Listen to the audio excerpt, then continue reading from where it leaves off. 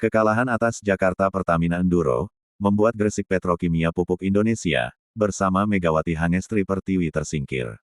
Ini perhitungan poinnya. Pertandingan kelima Gresik Petrokimia Pupuk Indonesia menghadapi Jakarta Pertamina Enduro, Jumat tanggal 2 Mei tahun 2025, di Gor Sritex, Solo, menjadi penentu nasib Megawati Ces. Sebab, ada peluang besar kekalahan di laga tersebut membuat Megawati Ces dipastikan menembus Grand Final Proliga 2025. Sebagaimana diketahui, Jakarta Popsivo Polwan duduk di posisi pertama klasemen Final Four Proliga 2025. Yola Yuliana DKK, mengemas 8 poin hasil dari 3 kemenangan. Posisi kedua dihuni Jakarta Pertamina Enduro dengan jumlah poin sama.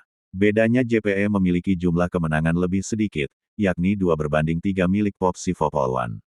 Urutan ketiga diduduki tim Megawati, GGPI yang bermodal 5 angka, diikuti Jakarta Electric PLN 3. Secara perhitungan poin, Jakarta Popsivo Polwan tinggal 1 kemenangan saja untuk menapak ke Grand Final Proliga tahun ini.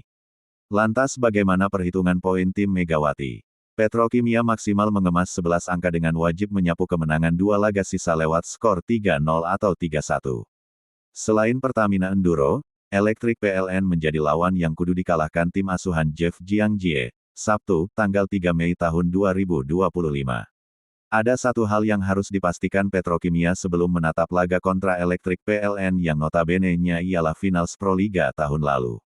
Megawati Ces wajib menang atas Pertamina Enduro dengan skor berapapun.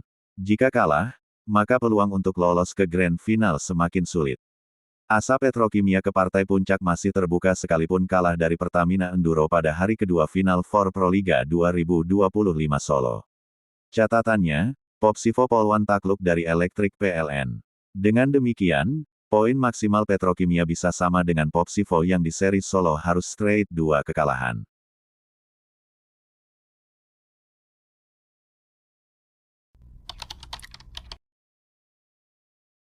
Joey Pelupesi, gelandang kelahiran Belanda keturunan Indonesia, belum lama ini resmi menjadi bagian dari timnas Indonesia setelah proses naturalisasi.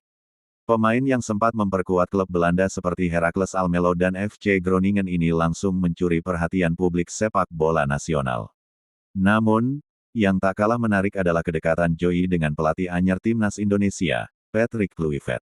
Dalam wawancara terbaru yang dirilis di kanal YouTube The Highway, Joey akhirnya buka suara dan berbicara jujur mengenai hubungannya dengan Kluivert.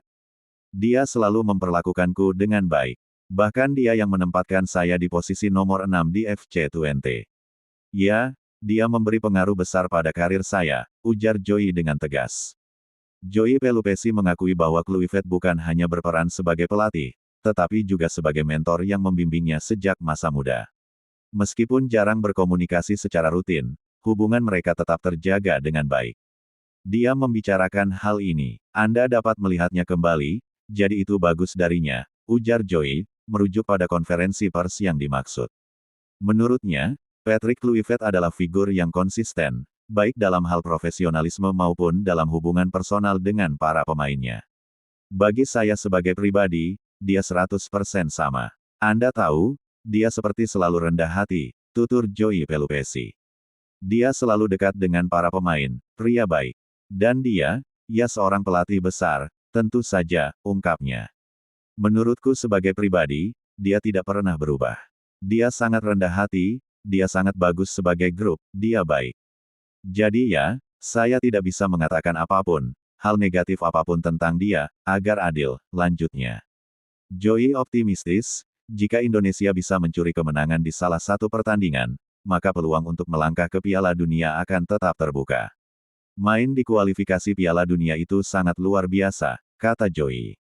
Pada bulan Juni, kami akan jumpa China dan Jepang. Memenangkan satu laga maka peluang ke Piala Dunia bakal terbuka. Mimpi itu akan tetap hidup, kami pasti berusaha, pungkasnya.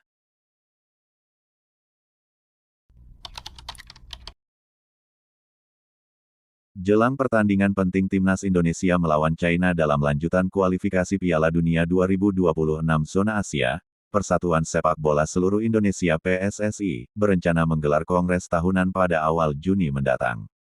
Sekretaris Jenderal PSSI, Yunus Nusi, menyampaikan bahwa Kongres akan berlangsung pada tanggal 4 Juni di Jakarta, disusul laga timnas sehari setelahnya, dan perayaan Idul Adha pada tanggal 6 Juni.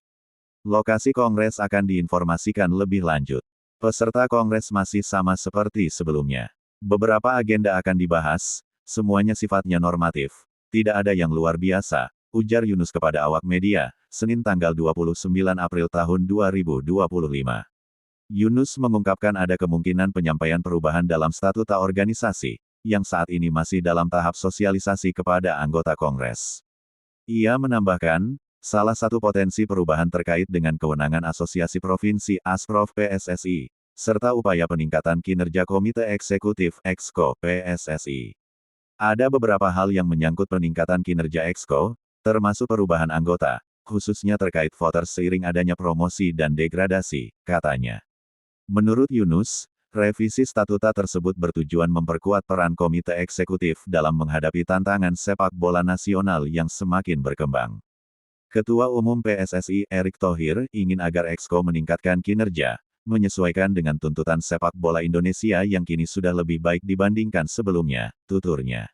Sebagai informasi, Kongres PSSI biasanya diikuti oleh 87 perwakilan, terdiri dari 34 Asprof, 18 klub Liga 1, 16 klub Liga 2, 16 klub Liga 3, serta 3 asosiasi, yakni Federasi Futsal Indonesia FFI, Asosiasi Sepak Bola Wanita Indonesia ASBWI, dan Asosiasi Pelatih Sepak Bola Seluruh Indonesia APSSI.